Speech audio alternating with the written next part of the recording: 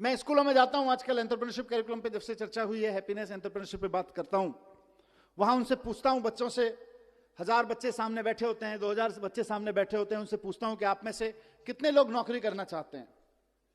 आप में से कई स्कूलों में आके मैंने ये प्रयोग किया है, 99.1%, 99.9% बच्चे तक कहते हैं साहब हम नौकरी करना चाहते हैं, असेंबली में बैठ के।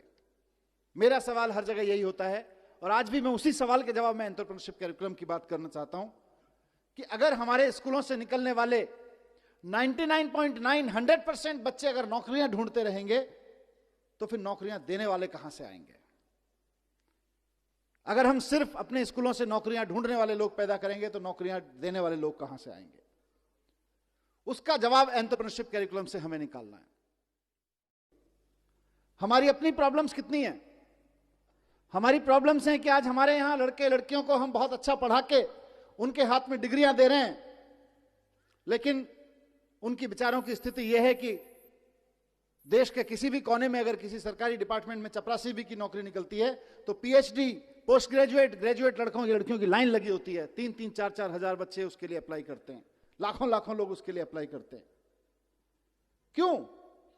क्योंकि हमने पीएचडी की डिग्री तो दे दी, नॉलेज तो दे दी, पोस्ट ग्रेजुएशन की डिग्री तो दे दी, नॉलेज तो दे दी, ग्रेजुएशन की डिग्री नॉलेज तो दे दी, लेकिन उसका करना क्या है ये नहीं दिया। उस नॉलेज के बेस पे मैं क्या कर सकता हूं ये नहीं दिया। इस नॉलेज के बेस पे क्या कर सकते हैं, इसी का नाम एंटरप्रेन्योरशिप करिकुलम है, इसी का नाम एंटरप्रेन्योरशिप माइंडसेट है। तो हमारे देश की सबसे बड़ी समस्या जो अनएम्प्लॉयमेंट है आज की तारीख में, उसका समाधान इससे निकलने वाला है।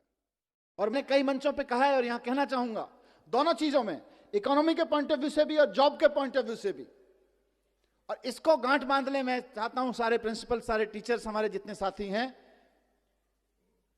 कि जिस वक्त हम देशभक्ति की बात करते हैं ना, कि जब दुश्मन की सेना सामने खड़ी हो तो देश के लिए जान देना देशभक्ति है, लेकिन जब बेरोजगारों की सेना सामने खड़ी हो तो देश के लिए नौकरियां देना देशभक्ति है।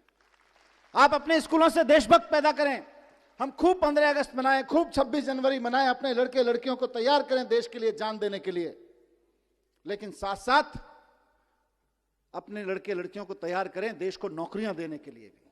क्योंकि नौकरियां नहीं रहेंगी तो जितने सुसाइड देश भर में हो जाते हैं उससे कहीं ज्यादा, उससे कम लोग बॉर्डर पे मारे जाते हैं। अगर आप बॉर्डर की बात करें तो अभी दुश्मन की सेना से जो खतरा है वो तो होता ही है, किसी भी मुल्क को होता है, लेकिन सबसे ज्यादा खतरा देश के नौजवानों को आज बेरोजगारी से है।